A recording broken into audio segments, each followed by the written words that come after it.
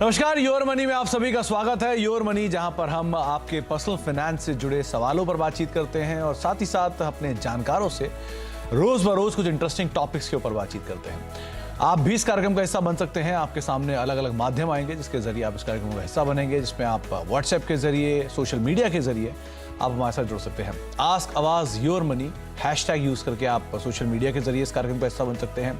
अपनी क्वेरी हम डायरेक्ट आप हमें मेल कर सकते हैं yourmoney@nw18.com के ऊपर, और साथ साथ 7045220000 ये हमारा व्हाट्सएप नंबर है, जिस पर भी आप अपना सवाल हमें भेज सकते हैं और हमसे सीधे मुखातिब हो सकते हैं।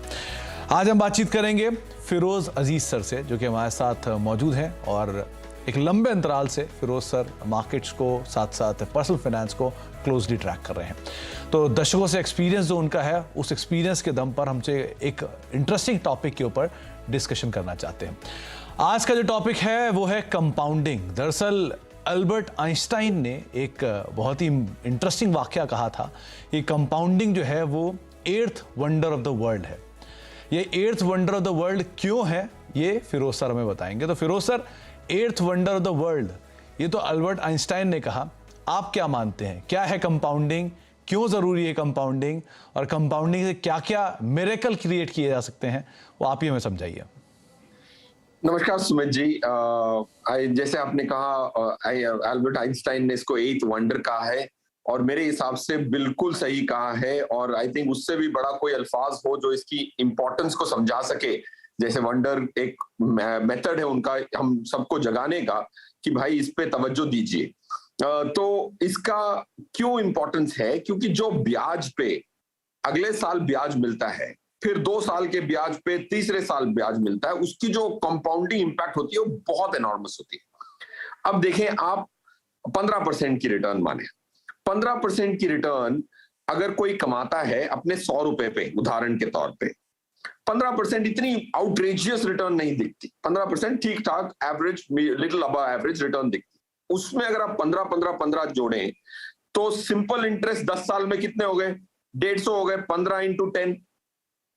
बट कंपाउंडिंग अगर आप करेंगे तो 100 रुपए 250 रुपए ना होके 400 रुपए हो जाते हैं।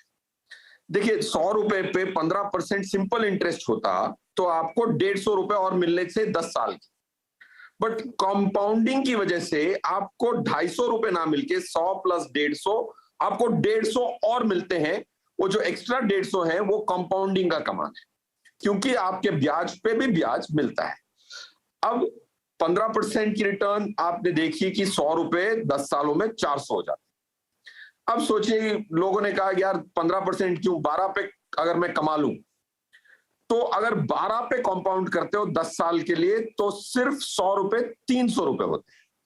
तो ये 3% का अधिक हर साल मिलता है, वो मिल मिला के 10 सालों में आपका जो असल है 100 रुपए जितना असल हो जाता है।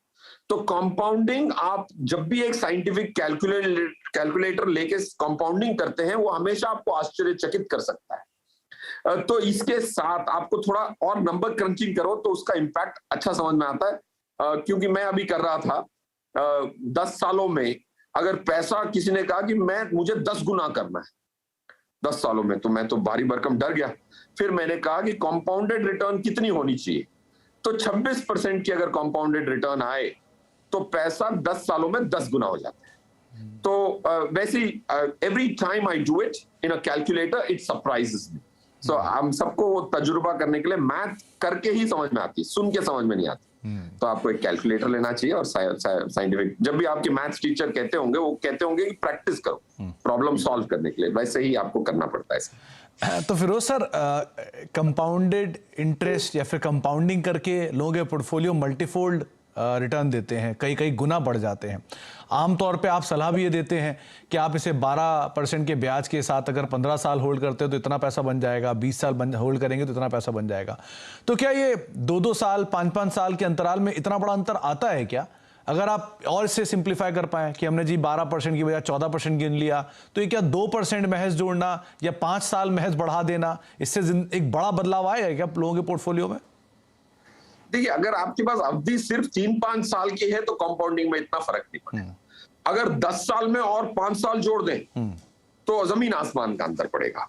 अगर आप 15 साल में और 5 साल जोड़ दें तो बहुत अंतर पड़ेगा। अगर आपके पास 5 ही साल है, 3 साल है, तो कंपाउंडिंग का इतना पावर नहीं होता। बट देखिए जिंदगी चलती कैसे है। आपने इन्वेस्टिंग चालू की तो 30-40 साल तक इन्वेस्टिंग करेंगे ना। एक इंसान कमाता है तो 24-25 की उम्र में अच्छी खासी थोड़ी एक्स्ट्रा इनकम तो सेविंग, म्यूचुअल फंड जितनी सेविंग के पैसे तो हर कोई बचा लेता है 25 की उम्र में। बट आपको 60 की उम्र तक सेविंग करनी है, इन्वेस्टिंग करनी है, 70 तक भी करनी है, तो कंपाउंडिंग ऑटोमेटिक एक जिंदगी की लाइफ को अगर आप देखते हैं 30-40 साल की इन्वेस्टिंग, तो सबके पास वो वक्त होता ही है। तो कंपाउंडिंग अगर वो समझदारी से उसको अपने हित में काम करने दे तो बहुत अच्छा होता है। बट सुमित सर, एक दूसरा भी रिस्क है। देखिए, कंपाउंडिंग अगर आपके अगेंस्ट होने लग गई तो बड़ा प्रॉब्लम होता है।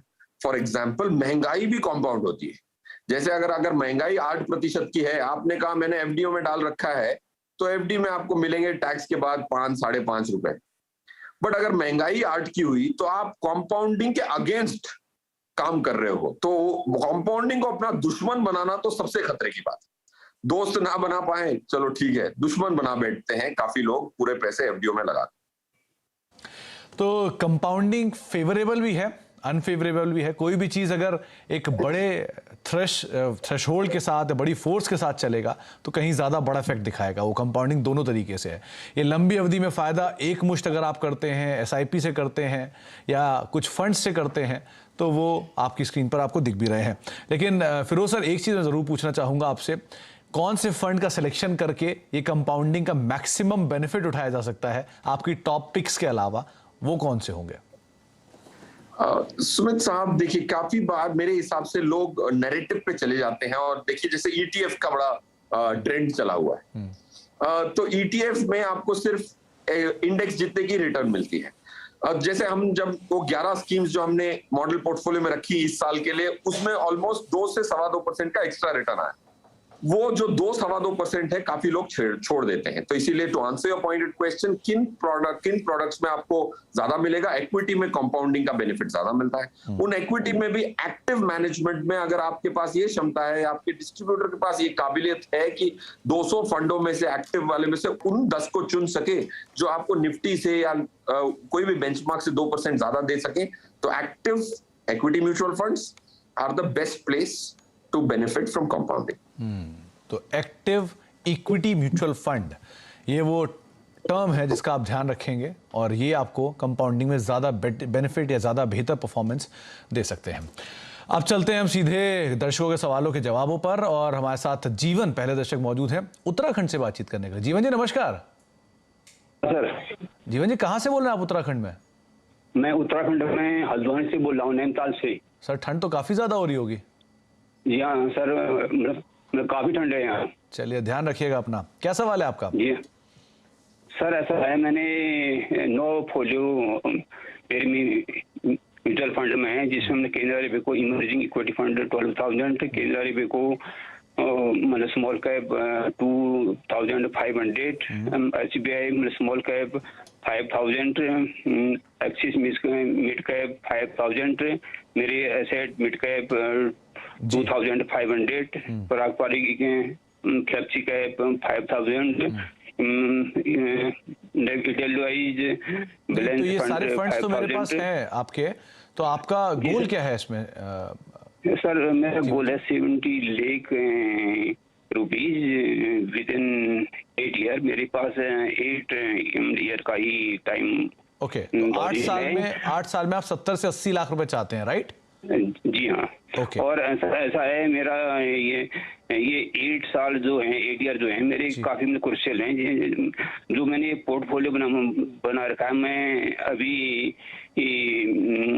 इसमें मैं बिगिनर हूँ, तो मेरा पोर्टफोलियो कहीं ओवर डाइवर्सिफाइड को नहीं हुआ है।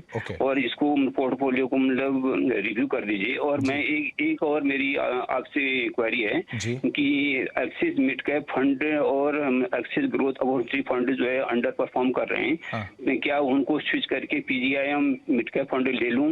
और सेम यही क्वेश्चन मेरा ये और भी है कि मतलब पराग पारिक फ्लेक्सी कैप फंड ये भी अंडर परफॉर्म कर रहा है, क्या इसकी जगह पर ICICI equity under debt fund कैसा रहेगा? या और मैंने केनरा रिवी को इमर्जिंग इक्विटी फंड से स्विच करके केनरा रिवी को लार्ज कैप नहीं, तो आपके सभी फंड को जो रिव्यू है वो ऑलरेडी करेंगे फिरोज सर। तो फिरोज सर, एक लंबी सूची इन्होंने भेजी है अलग अलग फंड में, और क्योंकि लग रहा है कि इन्होंने शायद अभी हाल फिलहाल में अपने पोर्टफोलियो में शुरुआत की है, लेकिन इनका ये कहना है कि 8 साल क्रूशियल है और 70 लाख रुपए चाहिए। तो इस कॉर्पस, इस रणनीति के साथ जिसमें चल रहे हैं, क्या ये अचीवेबल है? कोई बदलाव की जरूरत है? क्या करें ये? सुमित साहब, अगर आप देखें इनकी 38,000 की एसआईपी है, इनको अपना 80 लाख रुपए का गोल मीट करने के लिए 14% के आधार पे, अजम्पशन पे इनको 46,000 की जरूरत पड़ेगी। तो 46,000 पर मंथ ज्यादा दूर नहीं है इनके 38 से। अगर ये 10% से स्टेप अप कर देते हैं हर साल तो ये अपने गोल पे पहुंच जाएंगे। अब रहा सवाल 14 की रिटर्न की उम्मीद करना ठीक होगा या गलत होगा। मेरे हिसाब से, इंडियन इकोनॉमी के हिसाब से, अगले 8 सालों में निफ्टी 11-12% की रिटर्न देने की अच्छी खासी संभावना है। उसमें 2-3% एक्टिव मैनेजमेंट के फंडों से ये निकाल जरूर सकते हैं। सो 14% is not an unreasonable ask. रहा सवाल इनकी स्कीम्स का, अच्छी बात यह है कि इन्होंने अभी स्टार्ट किया है तो ज्यादा पैसे इन स्कीमों में गए नहीं है। और मेरे हिसाब से, जैसे इन्होंने एक्सेस पे सवाल पूछा था, दोनों एक्सेस स्कीम्स, हमने पूरी एक्सेस की एसेट मैनेजमेंट कंपनी की हर स्कीम को एग्जिट दे दिया था। एक्सेस ब्लू चिप हमारी मॉडल पोर्टफोलियो में भी था, उसको भी हमने जून लास्ट ईयर में एग्जिट किया था, जून लास्ट टू लास्ट ईयर। अब नए साल में बैठे हैं तो 2021 जून में। उसके बाद प्रदर्शन बहुत खराब रहा है। तो ये दोनों स्कीम्स इनकी वर्स्ट हैं। -9% की रिटर्न आई है लास्ट एक साल की, -5.568 की दूसरे स्कीम की, एक्सेस की। दोनों स्कीम्स नेगेटिव में है, डीप नेगेटिव में। निफ्टी ऑलमोस्ट एट पार है, फिर भी इन्होंने नेगेटिव रिटर्न दी है। तो इनको दोनों को तो एग्जिट करना ही है। पराग पारेख फ्लेक्सी कैप में अंडर परफॉर्मेंस की इन्होंने बात की। जीवन उसका अंडर परफॉर्मेंस इसीलिए है क्योंकि इसमें ग्लोबल फंड्स थे, ग्लोबल स्टॉक्स थे, स्पेशली टेक्नोलॉजी स्टॉक्स थे, उनमें बहुत गिरावट देखने को मिली है। तो पराग पारेख का जो अंडर परफॉर्मेंस है उसकी डैमेज ऑलरेडी हो चुकी है मेरे हिसाब से, बट एक्सेस की अंडर परफॉर्मेंस कंटिन्यू हो सकती है। तो 8 स्कीमों में आपको नए पैसे डालने बंद करने चाहिए मेरे हिसाब से। 7 स्कीमों में आउट ऑफ योर 9 स्कीम्स काफी एग्रेसिव चेंज मैं रेकमेंड कर रहा हूं। जो पैसे जल चुके हैं उसको रहने दीजिए, क्योंकि 1% की एग्जिट लोड लग जाएगी, वरना आपको मिराय और एसबीआई का जो स्मॉल कैप फंड है और मिराय मिड कैप, उसको छोड़ के बाकी 7 स्कीमों को एग्जिट करना चाहिए। एसआईपी को एग्जिट करें, जो पैसे चले गए उनको रहने दें, और 4 स्कीम्स को अपने पोर्टफोलियो में इन्वेस्ट करें। 6 टोटल हो जाएंगी: Franklin India blue chip, HDFC flexi cap, ICICI focused equity, SBI Contra. अगर आप देखेंगे ये 2 schemes, for example HDFC flexi cap ने पराग पारेख फ्लेक्सी कैप से 20% का एक्स्ट्रा रिटर्न दिया है। दोनों ही फ्लेक्सी कैप है। तो इसीलिए जो स्कीम चुनते हैं वो बहुत इंपॉर्टेंट होती है। इसीलिए आनंद राठी में हम थोड़ा फ्यूचर देख के चुनने की कोशिश करते हैं। एसबीआई कॉन्ट्रा ने भी ऑलमोस्ट आपका जो दूसरे फंड है उनसे ऑलमोस्ट 15% की ज्यादा रिटर्न दी है जब से वो हमारी मॉडल पोर्टफोलियो में आया है। ये 4 स्कीम्स को plus 2 schemes, 6 schemes for your 38,000। बड़ा ओवरहॉलिंग आपके पोर्टफोलियो के अंदर किया है फिरोज सर ने, और आप उस हिसाब से बदलाव कर सकते हैं और थोड़ा सा स्टेप अप 10% के आसपास अगर अपनी एसआईपी करेंगे तो शायद आपके गोल्स भी इजीली अचीव हो पाएंगे। कोलकाता चलते हैं, हमारे साथ अब दत्ता साहब वहाँ पे मौजूद हैं, अनुपम दत्ता जी हैं। दत्ता साहब नमस्कार, क्या सवाल है आपका? पूछिए सर। हाँ, मेरा फंड को तो आपके उधर दिया हो। जी जी। मेरा 2 क्वेश्चन है। मैं 15 इयर्स में 1 करोड़ एकोमोडेट करना चाहता हूँ। ओके। और मेरा जो फंड्स है ये क्या ठीक है, इसमें कुछ चेंजेस का जरूरत है कि ना, ये आपका व्यू चाहता हूँ। ओके, आपका एग्जिस्टिंग पोर्टफोलियो 1.5 लाख का है, राइट? 1.5 लाख का है। इसके अंदर 75,000 पराग पारेख का और 75,000 मेरा एसेट का है। जी। फिरोज जी, इनके पास करीब 1.5 लाख का कॉर्पस है और इसे 15 साल में ये 1 करोड़ तक पहुंचाना चाहते हैं, जो कि एक रीजनेबल अमाउंट भी है और रीजनेबल टाइम भी है। आप इसमें क्या फेरबदल की उम्मीद रख रहे हैं? क्या करना चाहिए इन्हें? देखिए, पहले तो एक फंडामेंटल क्वेश्चन ये है सुमित साहब, मिस्टर दत्ता के लिए, कि आपकी जो लमसम इन्वेस्टमेंट है 1.5 लाख, वो 2 स्कीमों में, लमसम ज्यादा रिस्की होती है तो उसको फिर भी फैलाएं। एसआईपी 6 स्कीमों की है, 7 स्कीमों की है, बट लमसम 2 स्कीम में है। ये अच्छी रणनीति नहीं है, क्योंकि जब लमसम करते हैं रिस्क ज्यादा होती है, तो आपको ज्यादा डिवर्सिफाई करना चाहिए, जाहिर सी बात है। एसआईपी में अगर कम स्कीम्स होती हैं फिर भी इतना डर नहीं लगता मुझे, तो उसको आप कन्वर्ज करें। आपका लमसम इन्वेस्टमेंट और एसआईपी स्कीम्स सेम होनी चाहिए मेरे हिसाब से, और दोनों में 6-7 स्कीम्स होनी चाहिए। रहा सवाल, आप इनकी 3 स्कीम्स काफी अच्छी हैं। एसबीआई कॉन्ट्रा जो बहुत रेयर स्कीम है, जो हमारे मॉडल पोर्टफोलियो में है, वो इनके पोर्टफोलियो में भी है, which is very surprising and happy. मेरा एसेट इमर्जिंग ब्लू चिप को रखना है, एसबीआई स्मॉल कैप को रखना है, बाकी 4 स्कीम्स मेरे हिसाब से एग्जिट करनी चाहिए। इन्होंने एक बैलेंस फंड लिया है। अगर आप 22,000 रुपए की एसआईपी कर रहे हैं तो आपको बैलेंस फंड की जरूरत नहीं। डेट अलग, इक्विटी अलग ले सकते हैं। कि अगर आपके पास 1,000 ही रुपए होते तो 2 फंड के बदले एक ही फंड के पैसे थे, आपने एक बैलेंस फंड में डाल दिया, ठीक है। एग्रेसिव हाइब्रिड को आप एग्जिट कर सकते हैं। पराग पारिक फ्लेक्सी कैप को आप एग्जिट कर सकते हैं। फ्रेश पैसे डालना तो जरूर बंद करें पराग पारिक फ्लेक्सी कैप में। PGIM India mid cap exit, Canara Robeco small cap exit, क्योंकि आपके पास काफी सारी दूसरी कैटेगरीज है नहीं। फोकस कैटेगरी का आपके पास एक भी फंड नहीं है, तो ICICI focused equity, HDFC flexi cap आपके पास एक है, पराग पारिक, उसको एग्जिट की रिकमेंडेशन दी है, उसको स्वैप करना है आपको एचडीएफसी फ्लेक्सी कैप से। इन्वेस्को इंडिया मल्टी कैप की भी एक भी स्कीम नहीं है, which is a very good category, वो छूट गई आपसे। और Kotak emerging equities mid cap scheme Pankaj Tibrewal की, ये 4 स्कीम्स को आप इंक्लूड जरूर कर सकते हैं एज यू प्रोग्रेस। तो रणनीति में भी थोड़ा सा बदलाव और आपकी जो फंड्स हैं उनके अंदर भी थोड़ा बहुत बदलाव, जो कि आपको फिरोज सर ने सजेस्ट किया, आप उसको फॉलो कर सकते हैं। ब्रेक का वक्त है, ब्रेक के बाद लौटते हैं। फिरोज सर हमारे साथ बने हुए हैं, आगे भी हम बातचीत कर रहे हैं कुछ और सवालों को लेकर। छोटे से ब्रेक के उस बाद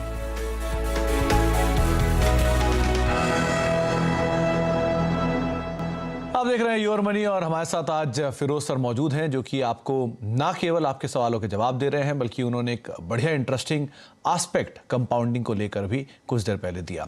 फिरोज सर, जाने से पहले आपकी तरफ से जो टॉप 4 फंड्स हैं वो कौन से होंगे? कहां पर अगर कोई नया निवेश करना चाह रहा है, कोई नई शुरुआत करना चाह रहा है, कौन से फंड्स के साथ वो शुरुआत करें?